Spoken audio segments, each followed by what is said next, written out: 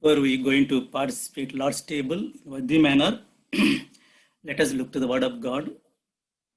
And this morning we're going to meditate thy word from James chapter 5. James chapter 5, verse 10 to 11. Take, my brethren, the prophets who have spoken in the name of the Lord, for an example of suffering, affliction, and of patience. Behold, we count them happy which endure. You have heard of the patience of Job and have seen the end of the Lord, that the Lord is very pitiful and of tender mercy. And also one more portion from the Hebrews chapter 12, verse 1 to 2. Wherefore, seeing we also are compassed about with so great a cloud of witnesses, let us lay aside every weight and the sin which doth so easily beset us, and let us run with patience the race that is set before us. Looking unto Jesus, the author and finisher of our faith, who for the joy that was set before him endured the cross, despising the shame, and is sit down at the right hand of the throne of God. And Psalm 40, Psalm 40,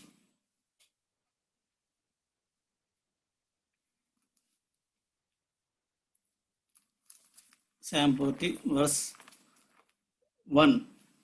I waited patiently for the Lord, and he inclined unto me and heard my cry. Let us look to the Lord in prayer. Our gracious, loving, and heavenly Father, living on true God, Almighty God, the creator of the universe, everlasting Father. Thank you, Lord, this morning. Once again, we come before you, Lord. Thank you, Lord, given us a wonderful time to worship thee with spirit and truth through the scriptures. It is said by brother. Lord, thank you, Lord. And you are great God, and you are our good God, and you are Lord of Lords and King of Kings, and you are the beginning and end, Alpha and Omega, and you are our great provider, Jehovah Jireh. Thank you, Lord. This morning on Lord's Day, we also come before you, Lord, before we participate in Lord's table. Lord, speak to us, Lord. No one goes empty their presence, Lord. Speak to me and speak to us through this Holy Spirit, Lord, and we can meditate thy word and examine ourselves and participate Lord's table in worthy manner, asking everything in the mighty name of our Lord and Savior, Lord Jesus Christ. Amen. Amen. So here, James saying in James chapter 10 and 11, chapter 5, 10 and 11, take my brethren,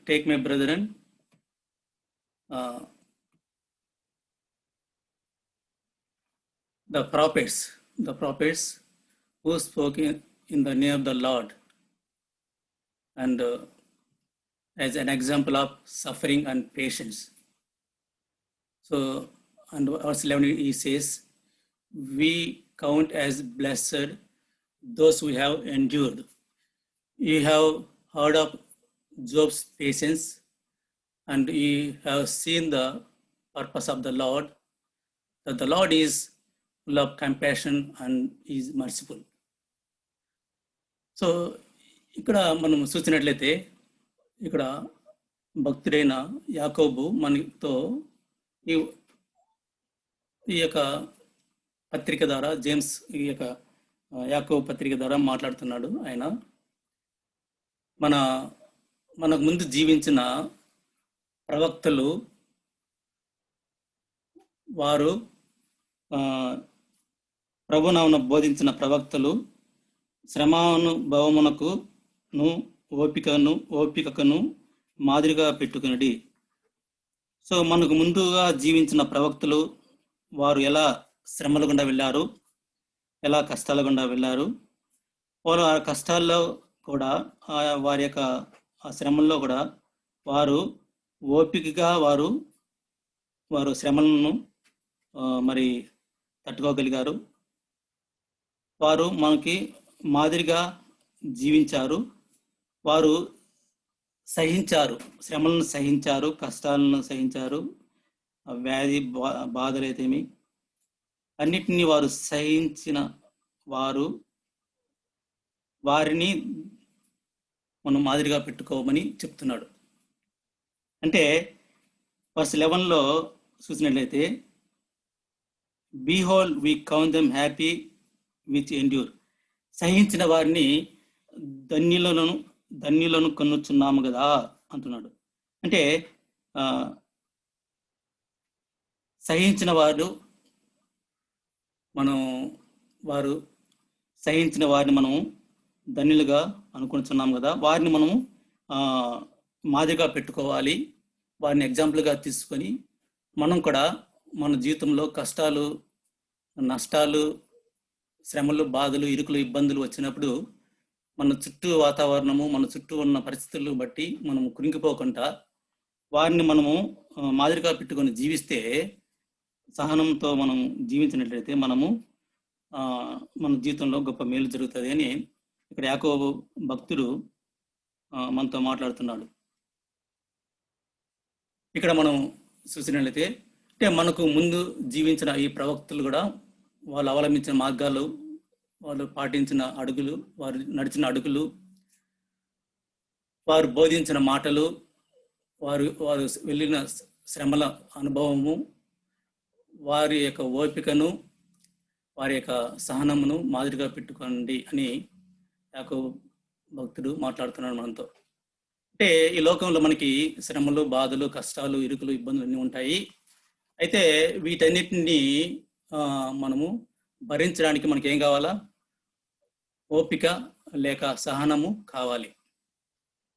so ఈ యొక్క ఓపిక, సహనం అన్న, దీర్ఘశాంతం అన్న ఒకే అర్థం వస్తుంది. ఓపిక అన్నా కదా, సహనం అన్న, దీర్ఘశాంతం అన్న ఒకటే అర్థం వస్తుంది. సామ్ 16:32లో మనం చూసినట్లయితే patience is better than strength అని అక్కడ రాయబడింది. Psalm 16:32 patience is better than strength. So మనం ఎప్పుడైతే మనం పేషెన్స్ కలిగి ఉంటామో, ఓర్పు, సహనం కలిగి ఉంటామో, మనకి శ్రమలు, కష్టాలు, చుట్టూ ఉన్న పరిస్థితులను బట్టి కృంగిపోకుండా మనము మన దృష్టిని మనము దేవుని నుంచి తప్పిపోకుండా, మన దృష్టి దేవుని నుంచి మరలిపోకుండా మనము స్టెడ్ ఫాస్ట్గా, మనము స్ట్రాంగ్గా ఉంటాం. అంటే నిరాశ, నిస్పృహల్లో మన దేవుని నుంచి మన దృష్టి మరల్చిపోకుండా మనము ఆయన ఇచ్చిన వాగ్దానాలను మనము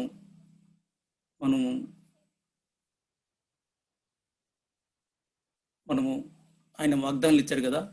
సో ఆయన వాగ్దానాలు ఇచ్చి వాగ్దానం నెరవేర్చే దేవుడు. సో దేవుడు మరి వాగ్దానాలు ఇచ్చి వాగ్దానం నెరవేర్చే దేవుడు. ఆయనే చెప్పాడు కదా, నేను నరమాతుని కాదు అబద్ధాలు చెప్పడానికి అని దేవుడు చెప్పాడు కదా. కాబట్టి మనకి ఇక్కడ ఏమని మరొకసారి ఇక్కడ యాకోబు భక్తుడు మనకి జ్ఞాపకం చేస్తున్నాడంటే, సహించిన వారిని మాదిరిగా పెట్టుకోండి, అప్పుడు మీ జీవితములు ధన్యములు అని ఆయన అంటున్నాడు. ఇక్కడ మనం చూసినట్లయితే సహించిన వారు ధన్యులని Isaiah chapter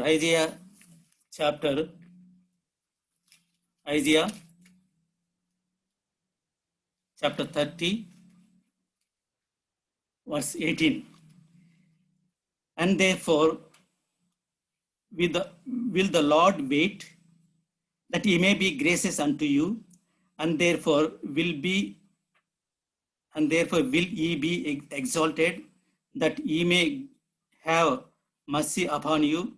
For the Lord is a God of judgment. Blessed are all they that wait for him. So, blessed are all they that wait for him. ఆయన నిమిత్తము కనిపెట్టుకుని వారు, సహనంతో కనిపెట్టుకుని వారు ధన్యులు. ఆయన నిమిత్తము మరి కనిపెట్టుకున్న వారు అందరూ కూడా ధన్యులు అనేసి ఇక్కడ మనం ఐజియా చాప్టర్ 30 verse 18 మనం చూడొచ్చు. కాబట్టి blessed are all they that wait for him. ఇక్కడ మనం జేమ్స్ చాప్టర్లో చూసినట్లుగా జోబు యొక్క సహనం గురించి మీరు విన్నారు కదా, మీరు వింటిరి కదా అంటున్నాడు.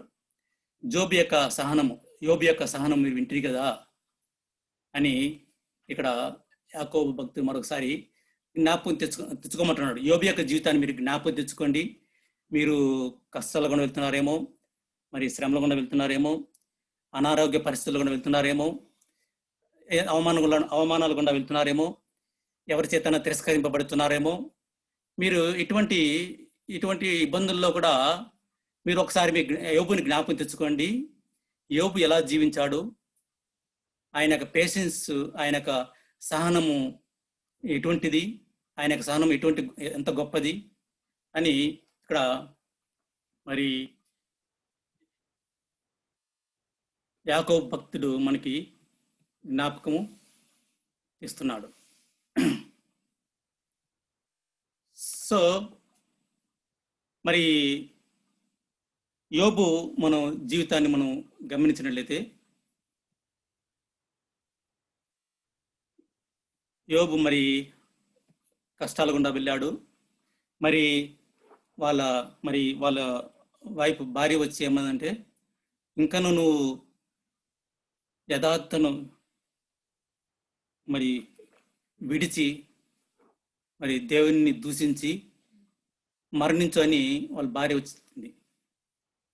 మరి ఆ సమయంలో యోబు ఏమన్నాడు మనం చూసినట్లయితే, జోబ్ చాప్టర్ 2 verse 9 చూసినట్లయితే, Job chapter 2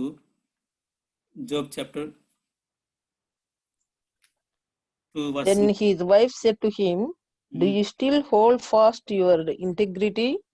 Curse God and die. Yeah. But he said to her, you speak as one of the foolish women speaks. Shall we indeed accept good from God, and shall we not accept adversity? In all this, Job did not sin with his lips. ఇక్కడ అతని భార్య వచ్చి అంటుంది, నీవు ఇంకను యథార్థతను వదలక ఇందువా, దేవుని దూషించి మరణము కమ్మనెను. అందుకతడు, మూర్ఖురాలు మాట్లాడినట్లు నీవు మాట్లాడుచున్నావు. మనము దేవుని వలన మేలు అనుభవించదమా, కీడును మనము అనుభవింపతగదా అనేను. ఈ సంగతుల్లో ఏ విషయమందును యోబు నోటి మాటతోనేను పాపము చేయలేదు. ఇంకనూ నీవు యథార్థను వదలక ఇందువా, ఇంకనూ నువ్వు సహనముతో ఇలాగనే ఉంటావా, దేవుని దూషించి మరణము చచ్చిపో అని అనేసి వాళ్ళ భార్య వచ్చి చెప్పినప్పుడు అతను ఒక మాట అన్నాడు, మనము దేవుని వలన మేలే అనుభవించాలనా, కీడును అనుభవించకూడదా అని. ఎంత గొప్ప మాట అండి, ఎంత గొప్ప పాట చెప్పాడు. మనం ఎప్పుడు దేవుని నుంచి ఎప్పుడు ఆశీర్వాదాలన్నా మరి కీడును మనం అనుభవించకూడదా అన్నట్టు. మరి verse 21 chapter 1 verse 21 చూసినట్లయితే ఆయన ఏమంటున్నా అంటే, and he said, naked I came out of my mother's home, and naked shall I return to the, and lord gave me, and lord and I said, Lord gave and the Lord has taken away. Blessed be the name of the Lord. So నేను నా తల్లి గర్భంలో నుండి దిగంబరనే వచ్చి తిని దిగంబరనే అక్కడికి తిరిగి వెళ్ళేదను. యెహోవా ఇచ్చెను, యెహోవా తీసుకొనేను. సో ఇక్కడ అలాగా మరి యోబు సహనముతో మరి తన 10 మంది పిల్లలను పోగొట్టుకున్నాడు, తన యావదాస్తి కూడా పోగొట్టుకున్నాడు. మరి శరీరం అంతా కూడా కురుపులతో బాధపడుతున్నాడు. అంటే అరికాలు మొదలుకొని నడినెత్తి వరకు బాధగల కురుపులతో యోబు ఉన్నాడు. అటువంటి పరిస్థితిలో అతను ఒళ్ళు గోక్కుంటుకై చిల్ల పెంకు తీసుకుని బూడిదలో కూర్చొని ఉన్నప్పుడు వాళ్ళ భార్య వచ్చింది. అటువంటి పరిస్థితుల్లో కూడా అతను దేవుణ్ణి స్తుతించినట్టుగా మనం చూస్తాము. అదే అంటున్నాడు ఇక్కడ యాకోబు భక్తుడు అంటున్నాడు, మీరు యోబు యొక్క సహనము ఆయన యొక్క చూశారు కదా. తర్వాత యోబు దేవుణ్ణి ఎటువంటి పరిస్థితుల్లో కూడా అటువంటి కష్టాల్లో కూడా దేవుణ్ణి దూషించలేదు. మరి దేవుణ్ణి అటువంటి పరిస్థితుల్లో కూడా స్తుతించాడు. ఆయన సహనం బట్టి దేవుడు అతన్ని 2 అంతలుగా ఆశీర్వదించాడనేసి అంటాడు. ఎందుకంటే యోబు లాంటి వ్యక్తి మరి పరిశుద్ధ గ్రంథంలో మరి ఎవరైనా ఉన్నారా అంటే ఎవరు లేదని చెప్పాలి, యేసుక్రీస్తు తప్ప. ఇక్కడ మనము అతను సహనాన్ని కోల్పోలేదు. యోబు అన్ని కష్టాల్లో కూడా సహనాన్ని కోల్పోలేదు. దేవుని మీద నుంచి అతని దృష్టి మరల్చబడలేదు. అలాగే మనం చూసినట్లయితే మరి ఎన్నో ఇబ్బందుల్లో కూడా మరి వాళ్ళ ఫ్రెండ్స్ వచ్చి కూడా మరి ఎంతోమంది వచ్చి నువ్వేదో తప్పు చేసావు, అందుకే నీకు ఇలా కష్టాలు జరిగినాయి, అందుకే నీకు ఇలా దేవుడు ఇలా చేశాడు, అన్యాయం చేశాడు, అది ఇది అని అన్నప్పుడు కూడా అతను యెహోవా ఇచ్చెను, యెహోవా తీసుకుని పోయానని చెప్పేసి ఎంత గొప్ప మాట అండి. సో నేను అలాగా ఆయన సహనంతో ఉన్నాడు కాబట్టి, సహనాన్ని కోల్పోలేదు కాబట్టి దేవుడు అతన్ని 2 అంతలుగా చివరిలో ఆశీర్వదించాడు. అందుకే అంటున్నాడు యాకోబు భక్తుడు ఇక్కడ, మరి మీరు యోబు యొక్క సహనం గురించి వింటిరి కదా. మన దేవుడు జాలియు కనికరం గల దేవుడు కాబట్టి అతని చివరిలో అతని సహనం బట్టి ఎలాగ ఆశీర్వదించాడు గమనించారు కదా. మీరు అటువంటి యోబు యొక్క సహనాన్ని మీరు కూడా పాటించినట్లయితే కష్టాల్లో ఇబ్బందుల్లో మీరు కూడా ఆశీర్వదించబడతారు అనేసి ఇక్కడ యాకోబు భక్తుడు మరొకసారి జ్ఞాపకం తెస్తున్నాడు. మనము సామ్ పార్టీలో మనం చూసినట్లయితే అక్కడ దావీదు మరి కీర్తనాకారుడు దావీదు మహారాజు అంటున్నాడు, I waited patiently for the Lord and he incline to me and heard my cry. సరే, ఎంత మాట అండి.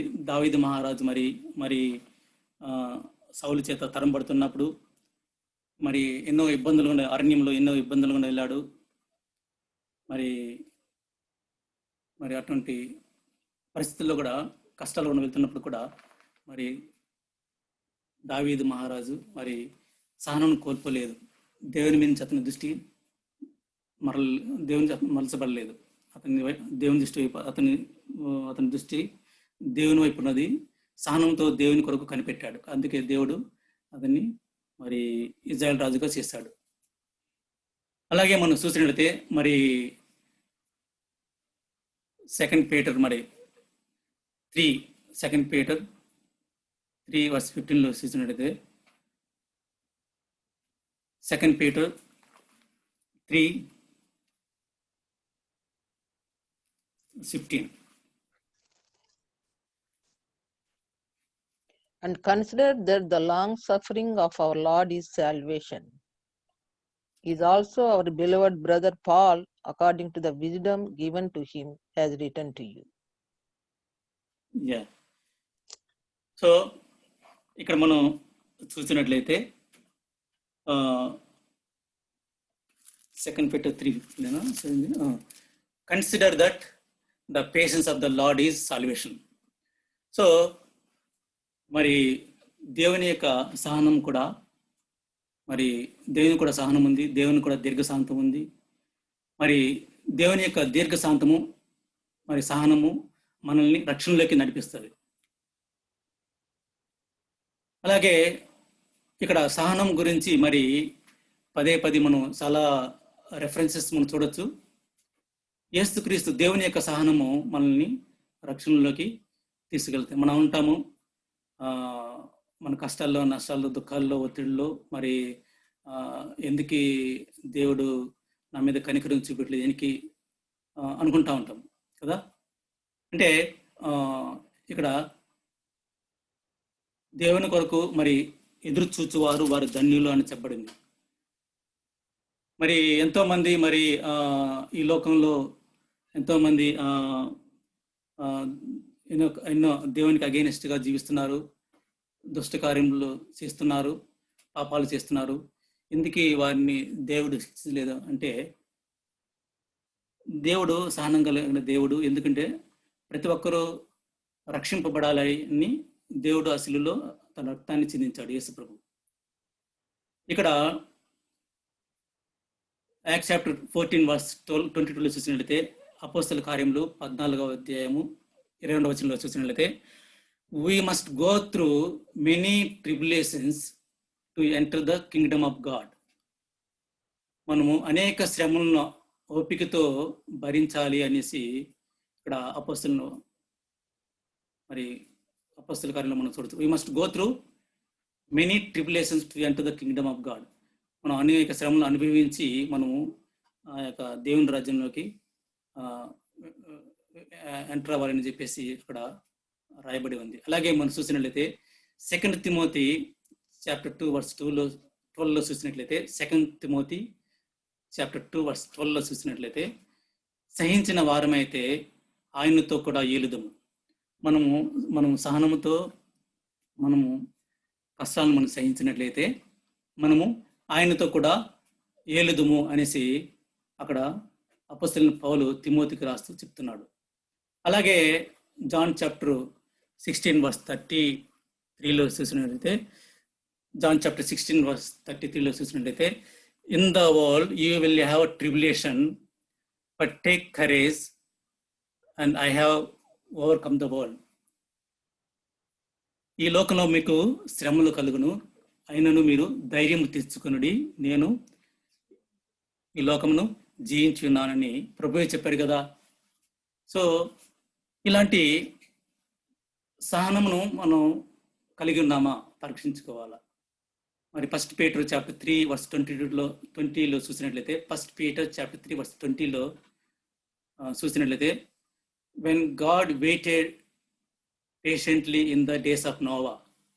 చూడండి 1 Peter chapter 3:20, which sometime were disobedient, when once the long suffering of God waited in the days of Noah, while the ark was preparing, wherein few, that is 8 souls, were saved by water.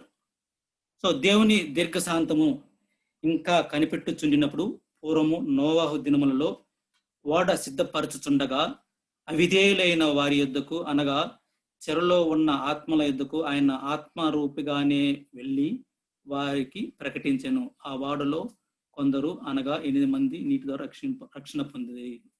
కాబట్టి దేవుని యొక్క దీర్ఘశాంతము మనల్ని రక్షణలోకి నడిపిస్తుంది. అలాగే మనం చూసినట్లయితే ఎకిలియాసియస్ చాప్టర్ 8:11 చూసినట్లయితే, ఎకిలియాసియస్ చాప్టర్ 8:11,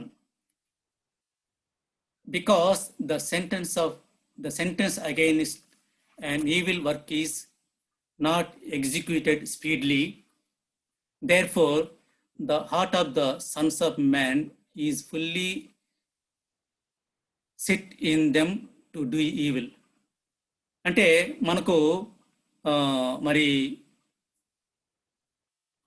దుష్టక్రియలకు తగిన శిక్ష శీఘ్రంగా కలుగకపోవట చూచి భయం విడిచి పాపం చేస్తున్నారు అనేసి ఇక్కడ ప్రసంగి భక్తుడు అక్కడ చెప్తున్నాడు.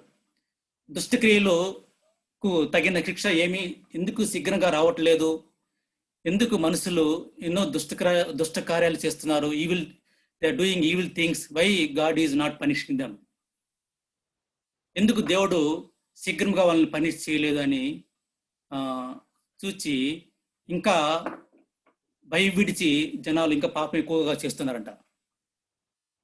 ఎందుకు మనం అనుకుంటాం కదా చాలాసార్లు, ఎందుకు వాళ్ళు ఇంత మరి దుష్టక్రియలు చేస్తున్నారు, ఎన్నో రకాల పాపాలు చేస్తున్నారు, మనం చూస్తాం, మనం సహించలేకపోతాం. మనం ఎందుకంటే దేవుని బిడ్డలుగా మనం వారు చేస్తున్న పాపాలను చూసినప్పుడు మనం సహించలేము. కానీ దేవుడు సహించే దేవుడు, ఆయన దీర్ఘశాంతం కలిగిన వాడు. ఎందుకు ఆయన దీర్ఘశాంతం కలిగి ఉన్నాడు దుష్టులు అంటే, అందరూ దేవుడు ఈ లోకానికి ఎందుకు వచ్చాడు? నశించిపోయిన వారిని వెదక రక్షించుకోవడానికి ప్రభు ఈ లోకానికి వచ్చాడు. నేను ఈ లోకంలోకి ఎందుకు వచ్చానంటే పాపలను శిక్షించుటకు రాలేదు, కానీ పాపలను రక్షించడం కొరకు నేను ఈ లోకానికి వచ్చాను. నీతిమంతుల కొరకు నేను ఈ లోకానికి వచ్చాను, కానీ అవినీతి మంతుల కొరకు నేను ఈ లోకానికి రాలేదని ప్రభు చెప్పారు కదా. అనీతి మంతుల కొరకు అంటే అనీతి మంతుల కొరకు నేను వచ్చాను అని ప్రభు చెప్పాడు. నీతి మంతుల కొరకు నేను రాలేదన్నాడు. కాబట్టి అందుకే దేవుని యొక్క దీర్ఘశాంతము, ఆయన శిలువలో కార్చిన రక్తము ద్వారా ప్రతి ఒక్కరూ మరి ఆయన రక్షింపడాలని ప్రభు యొక్క ఉద్దేశం. అందుకే దేవుడు దీర్ఘశాంతంతో ఉన్నాడు. అంతేగాని మనంలాగా ఇమ్మీడియట్గా మనం ఉంటాం, ఏదైనా పాపం తప్పు చేసినప్పుడు వాళ్ళకి ఎందుకు ఇమ్మీడియట్గా శిక్ష పడలేదు అని ఉంటాం. కానీ మనం అలా ఉంటాం. కానీ దేవుడు అందుకే ఆయన క్వాలిటీ, అందుకే ఆయన దీర్ఘశాంతం గల దేవుడు అని మనం అంటాం. దేవుడు దీర్ఘశాంతము, సహనము అన్నీ ఉన్నాయి. మరి 2 Peter 3:15 చెప్పినట్టుగా మనము ప్రభు యొక్క దీర్ఘశాంతము రక్షణార్థమని ఎంచుకునుము అని ఇక్కడ మరి పేతురు చెప్తున్నాడు. ప్రభు యొక్క దీర్ఘశాంతము మనం ఏమని ఎంచుకోవాలంటే రక్షణార్థమని మనం ఎంచుకోవాలంట. అంతేగాని వెంటనే చల్లి తీసుకోవాలి, వాళ్ళు నిత్య నరకానికి వెళ్ళిపోవాలి అని మనం ఆశించకూడదు. అది దేవుని యొక్క దీర్ఘశాంతము, ఆయన యొక్క ఉద్దేశం అంటే అందరూ రక్షింపడాలి. హీబ్రూ చాప్టర్ 6:12 చూసినట్లయితే, మీరు మందులు కాక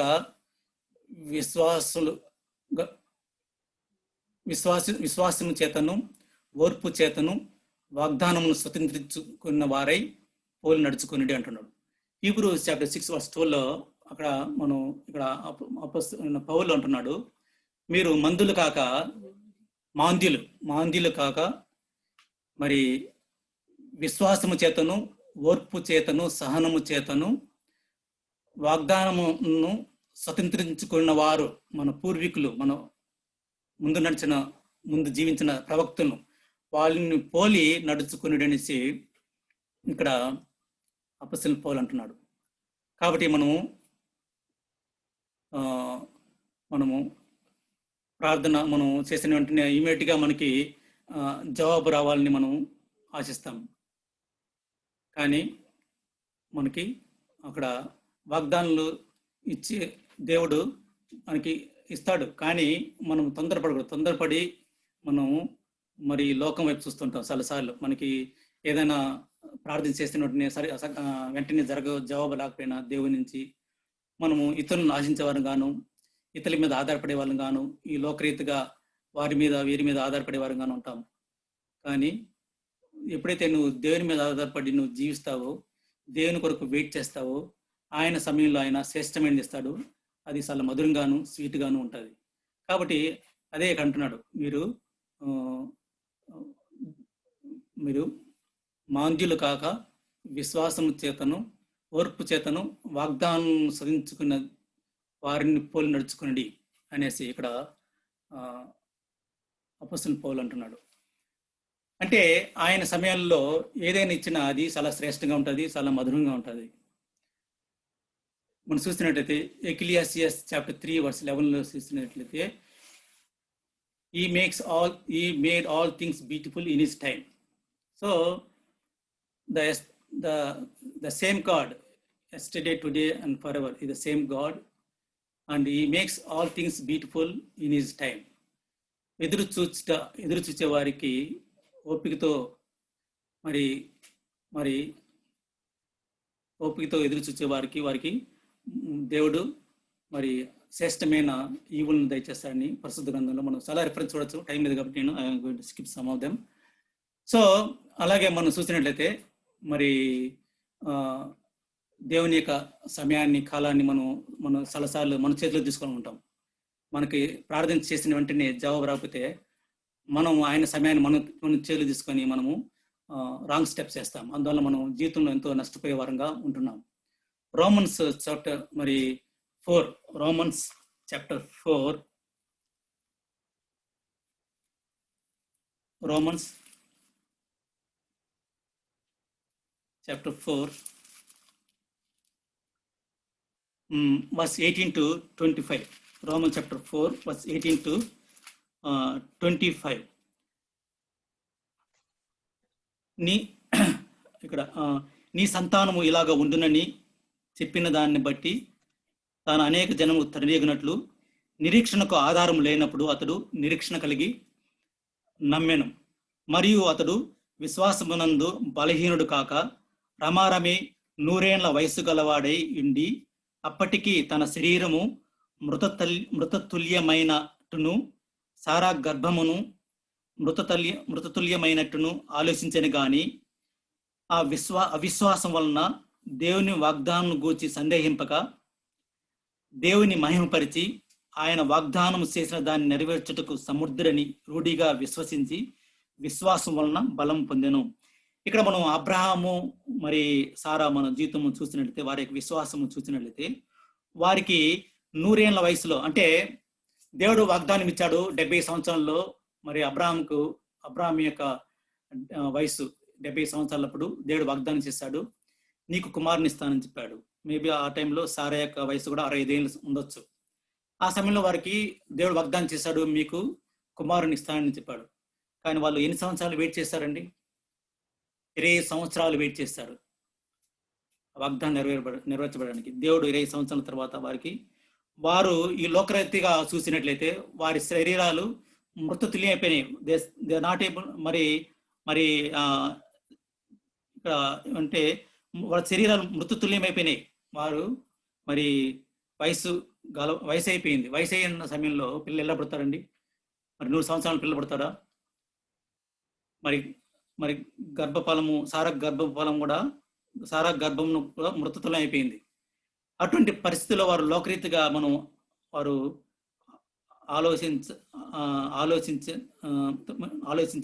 అంటే లోకరీతిగా ఆలోచించారు. కానీ అవిశ్వాసం వలన వారు దేవుని వాగ్దానం గురించి సందేహింపక వారు మరి దేవుని మహిమపరిచారు. తర్వాత ఆయన వాగ్దానం చేసిన దాన్ని నెరవేర్చుటకు సమర్థుడని రూఢిగా విశ్వసించి మరి విశ్వాసం వలన బలం పొందారు. కాబట్టి 100 సంవత్సరాలప్పుడు వారు మరి పిల్లల కనలేని పరిస్థితుల్లో, అటువంటి వయసులో కూడా వారు దేవుడు వారు కుమారుని కనడానికి వారికి దేవుడు సహాయం చేశారు. వారి యొక్క సహనం బట్టి, అంత ఓర్పుగా వారి యొక్క ఓర్పును, వారి సహనం బట్టి దేవుడు వారిని ఆశీర్వదించాడు. కాబట్టి కొన్ని విషయాలు కొన్ని భక్తులు పరిశుద్ధ గ్రంథంలో వారు ఎలా జీవించారు, ఎలా ఓపికతో జీవించారు, ఎలా సహనంతో జీవించారు, తద్వారా వాళ్ళ జీవితాల్లో ఎంత గొప్ప మేలు జరిగాయి మనం చూసుకొని మనం మరి బైబిల్లోకి వెళ్దాము. మరి లూక్ చాప్టర్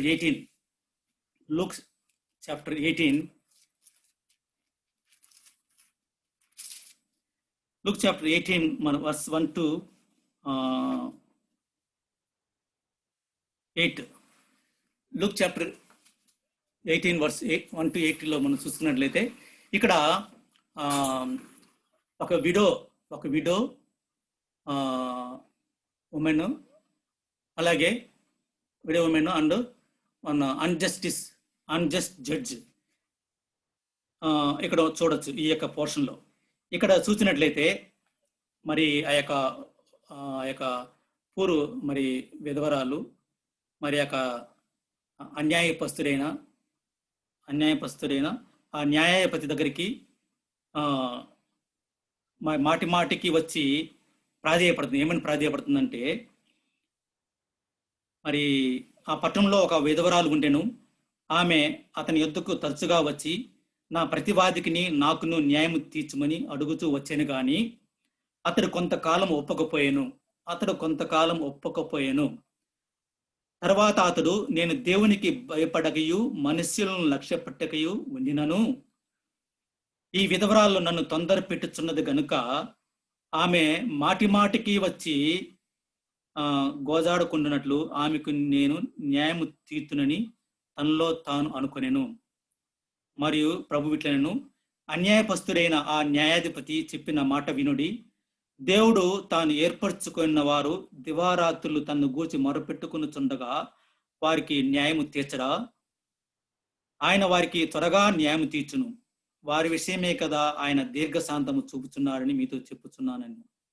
కాబట్టి ఇక్కడ మనం చూసినట్లయితే మరి ఆ యొక్క విధవరాలు మరి దేవునికి మరి భయపడిన ఒక వ్యక్తి, అన్గాడ్లీ పర్సన్, అన్జస్ట్ జడ్జ్, ఇటువంటి క్వాలిటీస్ కలిగిన ఒక వ్యక్తి దగ్గరికి ఆ యొక్క విధవరాలు మరి she keep on coming to him and begging him, నాకు న్యాయం తీర్చు అని అడిగినప్పుడు మరి ఆమె సహనం కోల్పోలేదు.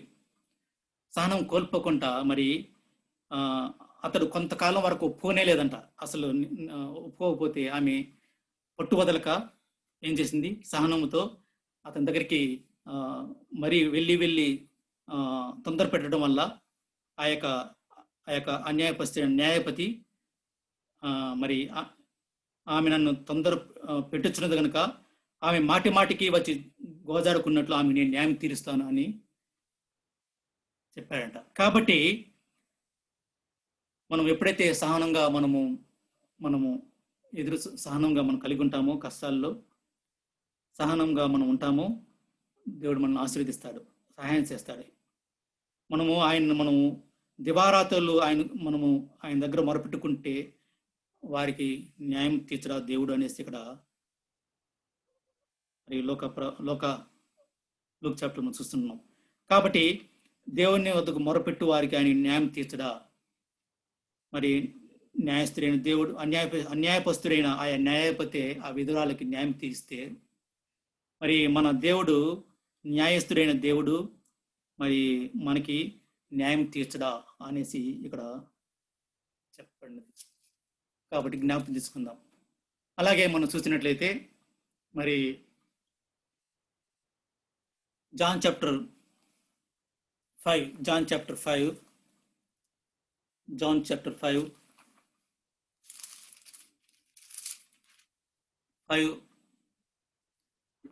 verse 2 to 9 ఇక్కడ మనం చూసినట్లయితే ఇక్కడ మనకు తెలుసు, Jesus healed a man at the pool of Bethesda who had been disabled for 30 years. ఒక రోగి అయిన వ్యక్తి 30 సంవత్సరాలుగా బాధపడుతున్నాడు.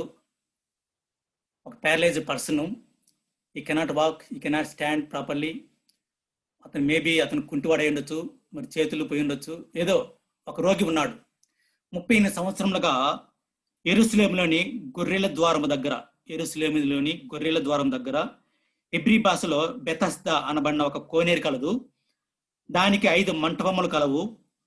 ఆయా సమయములకు దేవదూత కోనేటిలో దిగి నీళ్లు కదిలించుట కలదు.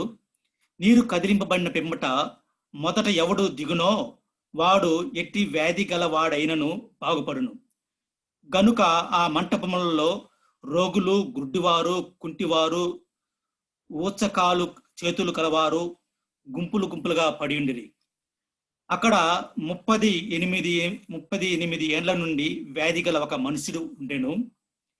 యేసు వాడు పడి ఇండుట చూచి వాడప్పటికీ బహుకాలము నుండి ఆ స్థితిలోనే ఉన్నాడని ఎరిగి, స్వస్థపడగొరుచున్నావా అని వాడిని అడుగగా, ఆ రోగి, అయ్యా, నేను నీళ్లు కదిలింపబడినప్పుడు నన్ను కోనేటిలోనికి దించుటకు నాకు ఎవరు కూడా నాకు సహాయపడలేదు. కనుక నేను వచ్చినంతలో మరి ఒకడు నాకంటే ముందుగా దిగునని ఆయనకు ఉత్తరం ఇచ్చాను. అప్పుడు యేసు, నీవు లేచి నీ పరుపెత్తుకొని నడుమని వానితో చెప్పగా వాడు వెంటనే స్వస్థత పొంది తన పరుపెత్తుకొని నడిచెను. ఇక్కడ మనం చూడొచ్చు the disable person who had been in that pool.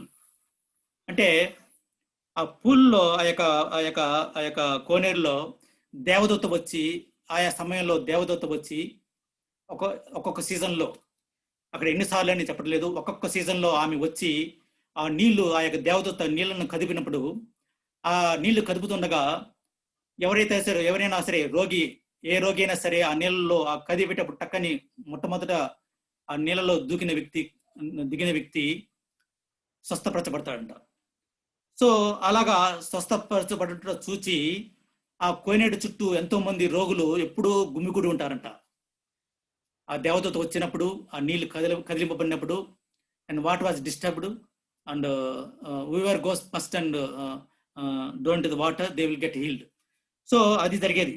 So ఈ 38 సంవత్సరాలుగా ఆ వ్యక్తి, ఆ రోగి మరి స్వస్థత కోసము సహనంతో వేచి ఉన్నాడు. ఎప్పుడు నాకు స్వస్థత కలుగుతుంది అని 38 సంవత్సరాలు. బహుశా అతను మేబీ ఎవరో 10-12 సంవత్సరాల క్రితం మరి తెగొచ్చి అక్కడ కొన్ని దగ్గర వదిలి ఉండొచ్చు. మరి చూడండి, 10 ఏళ్ళ నుంచి 38 సంవత్సరాలు అంటే దాదాపు 48 years ఏజ్ అప్పుడు కూడా అతను అక్కడే ఉంటున్నాడు. ఆ 48 years అంటే ఇయర్స్ అప్పుడు అతను ఆ కోనేరు దగ్గర ప్యారలైజ్డ్ అయి ఉన్నాడు. ఒక వ్యక్తి రోగిని చూసినప్పుడు, అతనికి సహనమును చూసినప్పుడు యేసు ప్రభువు అతని దగ్గరికి వచ్చి, నువ్వు స్వస్థపడగొరుచున్నావా అన్నప్పుడు ఆ వ్యక్తి, అవును ప్రభువా, నేను ఎన్నోసార్లు ప్రయత్నం చేశాను, కానీ ఎవరు నన్ను కూడా ఆ నీటిలోకి ముంచలేదు. ఎన్నోసార్లు ప్రయత్నం చేసినా నాకు స్వస్థత కలగలేదు, నాకు అవకాశం కలగలేదు అన్నప్పుడు ప్రభువు చెప్పిన గొప్ప మాట, నీవు లేచి నీ పరుపెత్తుకొని నడుము అని వాడితో చెప్పగా వాడు వెంటనే స్వస్థత పొందాను. అదండి ప్రభు ఎంత గొప్పగా, ఎంత ఎలాగా కార్యం జరిగించాడో మనం చూస్తాం. కాబట్టి పేషెన్స్గా ఎప్పుడైతే మన జీవితంలో కలిగి ఉంటామో, నష్టాల్లో, కష్టాల్లో, ఇబ్బందుల్లో, ఇరుకులో, ఒత్తిడిలో, అన్నిటిలో మనము డిప్రెషన్లో ఉన్నప్పుడు సహనంగా ఉంటే మనము దేవుడి ముందు ద్వారా మనకు అద్భుతాలు జరుగుతాయి. అలాగే మనం చూసినట్లయితే ఇక్కడ మోసెస్ గురించి మనం తెలుసుకోవచ్చు. దైవజనుడు మోసెస్ మరి దేవుడు ఎన్నోసార్లు మరి ఆయనకి ఎన్నో క్వాలిటీస్ ఉన్నాయి మోసెస్కి. ఇది మీకెస్ట్ అమాంగ్ ద ఎర్త్ అనేసి చెప్పబడింది. అతను సహనం కలిగిన వ్యక్తి, సాత్వికుడు, దీర్ఘశాంతం కలవాడు. మరి ఎన్నో ఆయన గురించి చెప్పబడింది. మరి ప్రభువే చెప్పాడు కదా, నా ఇల్లంతట్లో అతడు నమ్మకమైన వాడు, మరి నమ్మకస్తుడు, మరి సాత్వికుడు అనేసి ప్రభువే చెప్పాడు అతని గురించి. మీకెస్ట్ పర్సన్ అనేసి అతని గురించి ప్రభువే చెప్పాడు కదా. మరి ఇజ్రాయెల్ ప్రజలు మరి ఎన్నోసార్లు అనుకున్నారు, మేము ఐగుప్తులో బాగున్నాము, ఐగుప్తులో మాకు అన్ని రకాల మాకు ఫుడ్ దొరికేది, మాంసం దొరికేది, బర్డ్స్ బాగా మంచి చేపలు దొరికేది, అన్ని రకాలు మేము ఎంజాయ్ చేస్తున్నప్పుడు మమ్మల్ని ఐగుప్తులో నుంచి తీసుకొచ్చావు, రెడ్ సముద్రం నుంచి తీసుకొచ్చావు, ఇటుకు తీసుకొచ్చిన తర్వాత మాకు ఇక్కడ నీళ్లు తాగుతుంటే చేదుగా ఉన్నాయి, మమ్మల్ని ఇక్కడ ఈ యొక్క అరణ్యం తీసుకొచ్చి మమ్మల్ని చంపడానికి నువ్వు తీసుకొచ్చింది చెప్పేసి మరి మోసెస్ తిరగబడ్డారు. మరి మోసే సహనం వహించాడు. ఒక లీడర్గా ఎంతో సహనం ఉండాలి. ఒక గుంపును మనం నడిపించాలంటే ఎంతో సహనం ఉండాలి. మరి మోసే జీవితంలో మనం చూసినట్లయితే ఎంతో సహనం కలిగిన వాడై దేవుని కొరకు కనిపెట్టుచు ప్రార్థన చేసినప్పుడు, మరి ప్రార్థన చేసి ఒక కట్టి విసిరి నీళ్ళలో వేసినప్పుడు ఆ నీరంతా కూడా తీయగా మారుతుంది, మధురంగా మారిపోతుంది. కాబట్టి అలాగా అనుకున్నారు. ఒక చోట అయితే వారు మరి ఎక్సోడస్ చాప్టర్లో మరి నెంబర్స్ చాప్టర్ 20 verse 1-12 మనం చూసినట్లయితే, because of time constraint I'm not reading the portion. మరి నెంబర్స్ చాప్టర్ 1-12 చూసినట్లయితే మరి Moses was tested so many times కదా, when Israel people when they were murmuring and they were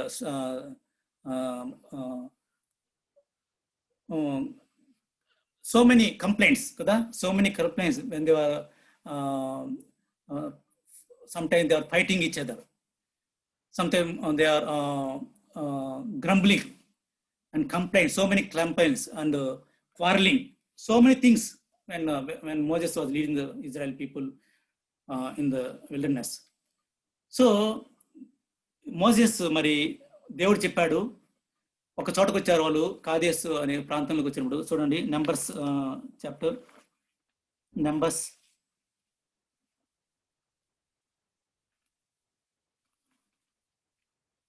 numbers chapter 20.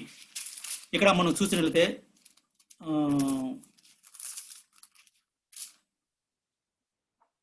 వారు ఏమన్నారంటే చూడండి, జనులు మోసేతో వాదించుచు, అయ్యో మా సహోదరులు యెహోవా ఎదుట చనిపోయినప్పుడు మేమును చనిపోయినట్లా ఎంతో మేలు. మేము చనిపోయి ఉండేది ఎంతో మేలు, కానీ ఇక్కడికి దిగొచ్చాం, మమ్మల్ని ఎక్కడికి అరణ్యం దిగొచ్చేసాం. అయితే మేమును మా పశువులను ఇక్కడ చనిపోయినట్లు ఈ అరణ్యంలోనికి యెహోవా సమాజమును మీరేలా తెచ్చితిరి? ఎందుకు మమ్మల్ని ఇక్కడ తెచ్చినావు? ఈ కాని చోటికి మమ్మల్ని తెచ్చుటకు ఐగుప్తులో నుండి మమ్మను ఎలా రప్పించితివి? ఈ స్థలంలో గింజలు లేవు, అంజురపు చెట్లు లేవు, లేవు, ద్రాక్ష తోటలు లేవు, ధాన్యములు లేవు, తాగుటకు నీళ్లు లేవనిరి. మాకు తాగే నీళ్లు కూడా లేవేడ. అప్పుడు మోసే అహరోన్లు సమాజం ఎదుటి నుండి ప్రత్యక్ష గుడారం యొక్క దొరలకు వెళ్ళి సాగిలపడగా యెహోవా మహిమ వారికి కనబడను. అంతటా యెహోవా మోసేకి ఇలాగ సెలవిచ్చాను. చూసారా, ఇక్కడ దేవుడు చెప్పాడు, ఇక్కడ వారు సనుగుడు. మరి ఇంకో చోట్ల అయితే మరి ఎక్సోడస్ చాప్టర్ మరి అక్కడ మరి 17:3 చూడొచ్చు, 3-6 చూడొచ్చు. అక్కడ మోసే అంటున్నాడు, వారు రాళ్లతో నన్ను కొట్టడానికి ప్రయత్నం చేశారు. చూసారా, ఎంత సహనం అండి మోసేకి. తాను లీడ్ చేస్తున్నాడు ఇజ్రాయెల్ ప్రజల్ని. ఇజ్రాయెల్ ప్రజలు చంపడానికి కూడా తిరగబడుతున్నారు. మమ్మల్ని ఇక్కడ తిరిగొచ్చేస్తావు, మమ్మల్ని చంపడానికి దిగొచ్చావా అని వాళ్ళు తిరగబడుతూ, వాళ్ళు మర్మరం చేస్తూ, వాళ్ళు సనుగుతూ, వారు ఎన్నో విధాలుగా మరి మోసే మీద వాళ్ళు తిరగబడుతున్నప్పుడు మోసే సహనం కోల్పోలేదు. సహనం పాటించాడు, దేవునికి ప్రార్థన చేశాడు, ఆ బండలో నుంచి నీళ్లు రప్పించాడు. చూసారా, అది సహనం అండి. అటువంటి సహనం మనం కలిగి ఉన్నామా? మధ్యాహ్న కాలంలో పరీక్షించుకోవాలి. మనం సహనంతో మన జీవితంలో మనం ఉంటే దేవుని కొరకు మనం కనిపెట్టుకున్న అయితే దేవుడు మన జీవితంలో గొప్ప మేలు చేస్తాడు. మరి 4గా చూసినట్లయితే జెనిసిస్ చాప్టర్ 31 మరి వర్స్ 40-42 మనం చూసినట్లయితే జెనిసిస్ చాప్టర్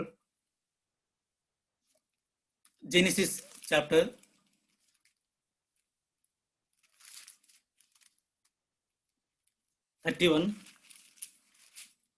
ఇక్కడ జెనిసిస్ చాప్టర్ 31 వర్స్ 40-42లో మనం చూస్తున్నట్లయితే ఇక్కడ మరి మనకు తెలుసు, యాకోబు మరి లాబాను వాళ్ళ మామ దగ్గర 20 సంవత్సరములు మరి 25 ఏళ్ళు మరి వాళ్ళ ఇంట్లో పని చేస్తాడు.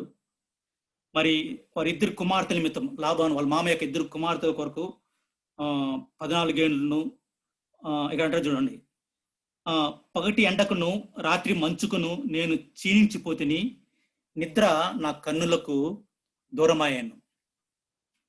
ఇదివరకు నీ ఇంటిలో 20 ఏళ్ళు ఉంటిని, నీ 2 కుమార్తెల నిమిత్తం 14 ఏళ్ళు ఉంటిని, నీ మంద నిమిత్తము 6 ఏళ్లను నీకు కొలువు చేసి తిని, అయినను నీవు నా జీతమును 10 మార్లు మార్చితివి. నా జీతాన్ని ఎన్నిసార్లు మార్చావు? 10 మార్లు మార్చావు. 20 ఏళ్ళు నీకు కొలువు చేశాను. 14 ఏళ్ళు నీ కుమార్తెలు 2 కుమార్తెల కొరకు నేను 14 ఏళ్ళు నీకు సేవ చేశాను, కొలువు చేశాను. నీ మంద నిమిత్తము 6 ఏళ్ళు పనిచేశాను. అయినను నువ్వు నాకు నా జీతాన్ని 10 సార్లు మార్చేస్తావు. చూసారా ఎంత కష్టమండి. మనం ఒక ఆఫీసులో పనిచేస్తుంటే ఒకసారి మన జీతం తగ్గిస్తే ఇమీడియట్గా మనం రిజైన్ చేసి వచ్చేస్తాం కదా. లేకపోతే మన బాస్ ఏదైనా తిట్టినా, మన ఏదైనా మనకంటే వేరే వాళ్ళకి ప్రమోషన్ ఇచ్చినా మనం సహించలేం కదా. మనం సేమ్ కొలీగ్స్ ఉంటాము, అతనికి ప్రమోషన్ వచ్చి మనకు ప్రమోషన్ లేకపోతే మనము సహించలేం. మనం ఇమీడియట్గా మనము జాబ్ వదిలేసి వచ్చేస్తాం. ఇక్కడ చూసారా, యాకోబు 20 సంవత్సరములు మరి తన మామ దగ్గర పనిచేస్తున్నాడు, ఎంతో సహనం కలిగి ఉన్నాడు. 20 సంవత్సరాలు, అది ఒక చిన్న మాట అండి, 20 సంవత్సరాల సహనంతో పనిచేయట, కొలువు చేయట. అయినా అంత 20 సంవత్సరాలు పనిచేసినప్పుడు కూడా 10 సార్లు అతని యొక్క జీతం మార్చాడంట. ఎన్ని కష్టాలు కూడా వెళ్తున్నాడు యాకోబు.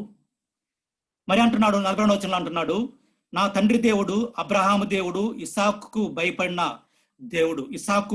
దేవుడు నాకు తోడై ఉండని ఎడల నిశ్చయముగా నీవు నన్ను వట్టి చేతులతోనే పంపివేసిందువు. దేవుడు నా ప్రయాసమును, నా చేతుల కష్టమును చూచి పోయిన రాత్రి నిన్ను గద్దించానని లాబానుతో చెప్పాను. చూసారా, మరి ఎప్పుడైతే మరి దేవుడు చూశాడు, యాకోబు యొక్క కష్టాన్ని చూశాడు, యాకోబు యొక్క సహనాన్ని చూశాడు. 20 సంవత్సరములు మరి లాబాను దగ్గర అతను పడిన కష్టము చూశాడు. దేవుడే దిగివచ్చి మరి యాకోబుకు చెందవలసిన ఆ యొక్క సంపద అయితేమి, ఆస్తి అయితేమి, అతను 20 సంవత్సరాలు కష్టపడిన దానికి అతను రావాల్సిన మొత్తము సంపదని ఆ లాబాను దగ్గర నుంచి మరి యాకోబు చెందేట్లు చేశాడు. ఎంత గొప్ప దేవుడు అండి. ఎప్పుడైతే మనం సహనంతో వెయిట్ చేస్తామో, మనం ఎక్కడ కష్టపడినా, ఎక్కడ మనము మన కష్టాన్ని దేవుడు వృధాగా పోనివ్వడు. మన సహనంతో కష్టపడినప్పుడు దేవుడు మనకి రెండంతులు ఇచ్చే దేవుడుగా ఉంటాడు. చూసారా, మరి ఎప్పుడైతే యాకోబు ఎప్పుడైతే మరి దేవుని ఆనుకొని జీవించాడు, సహనంగా జీవించాడు, ఓర్పుగా ఉన్నాడు, అందుబట్టి అతను రావాల్సిన వాటిని మొత్తాన్ని, రావాల్సిన సంపద అయితే మొత్తము కూడా అతను కష్టపడిన దానికి ప్రతిఫలమును మొత్తాన్ని కూడా మరి లాభా నుంచి తీసి ఇచ్చేలాగా చేశాడు, మరి ఇతనికి చెందేలాగా చేశాడు. ఎంత గొప్ప దేవుడు అండి మన దేవుడు. పరీక్షించుకుందాము. మనం బలను సమీపిస్తున్నాము. మనము యోగ్యంగా మనము దేవుని సన్నిధిలో మనము ఆయన శరీరం సాదృశ్యమైన రక్తం, ఆయన శరీరంకు సాదృశ్యమైన రొట్టెలోను, ఆయన రక్తం సాదృశ్యమైన మరి ద్రాక్షారసంలో యోగ్యంగా పాలు పొందాలి. పరీక్షించుకున్న వారమే. చివరిగా మనం చూసినట్లయితే మరి మాథ్యూ చాప్టర్ మరి 25లో మన verse 1 to 13, Matthew chapter 25 verse 1 to 13లో చూసినట్లయితే ఇక్కడ 10 వర్జిన్స్ మనం చూడగలము. మరి పెండ్లి కుమారుని రాక కొరకు ఎంతో సహనంతో మరి 5 మంది బుద్ధిగల కన్యకలు మరి 5 మంది బుద్ధి లేని కన్యకలు గురించి అక్కడ యేసు ప్రభు ఉపమానం చెప్పాడు.